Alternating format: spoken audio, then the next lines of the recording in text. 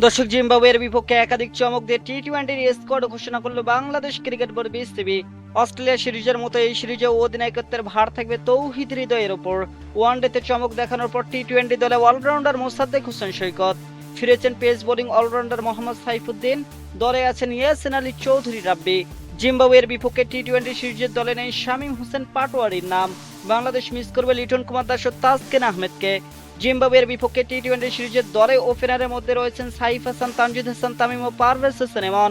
লিটন কুমার দাসের অনুপস্থিতিতে wicket keeper হিসেবে দায়িত্ব পালন করতে দেখা যাবে পারভেজ হোসেন এমনকে। স্কোয়াডে উইকেট কিপার ব্যাটার হিসেবে আছেন নুরুল হাসান সোহানো। মিডল অর্ডারে দলের বড় শক্তি অধিনায়ক তৌহিদ হৃদয়ের উপর। তার সঙ্গে আছেন মোসাদ্দেক হোসেন সৈকত ও ইয়াসিন আলী চৌধুরী। অলরাউন্ডার বিভাগে রয়েছেন মোহাম্মদ সাইফুদ্দিন ও শেখ মেহেদী। দর্শক, মেহেদীর সঙ্গে স্পিন আক্রমণে আছেন নাসুম আহমেদ ও রিশাদ হোসেন। পেস বিভাগেও রয়েছে অভিজ্ঞতা ও গতির দারুণ সমন্বয়। মুস্তাফিজুর রহমানের সঙ্গে আছেন শরীফুল ইসলাম, নাহিদ রানা, মোহাম্মদ সাইফুদ্দিন এবং আব্দুল গফফার সাকলাইন। ফলে বোলিং ইউনিটে বেশ ভারসাম্যপূর্ণ বাংলাদেশের। তবে এই স্কোয়াডে চোখে পড়ার মতো বিষয় হলো, সাম্প্রতিক সময়ে যারা ধারাবাহিকভাবে টি-টোয়েন্টি দলে গুরুত্বপূর্ণ মুখ ছিলেন তাদের কয়েকজন এবার দলে নেই। বিশেষ করে দলে জায়গা হারিয়েছেন শামীম হোসেন পাটোয়ারি, আরও অধিনায়ক লিটন কুমার দাস ও পেসার তাসকিন আহমেদ। এলপিএল খেলার এনওসি পাওয়ার কারণে এই সিরিজে খেলা হবে না তাদের।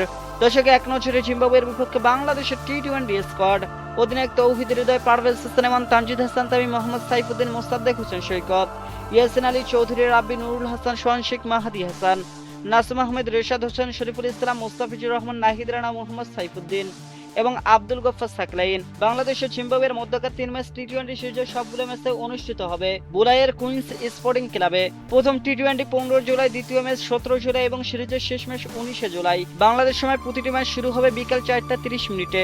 এখন দেখার বিষয়, খণ্ডকালীন অধিনায়ক তৌহিদ হৃদয়ের নেতৃত্বে বাংলাদেশ কেমন পারফরমেন্স উপহার দিতে পারে। ব্যাটিং, বোলিং ও অলরাউন্ডার মিলিয়ে কাগজে কলমে দলটি বেশ ভারসাম্যপূর্ণ। তবে শেষ পর্যন্ত মাঠের পারফরমেন্স নির্ধারণ করবে হঠাৎ পাওয়া এই সুযোগ হৃদয় কতটা কাজে লাগাতে পারেন।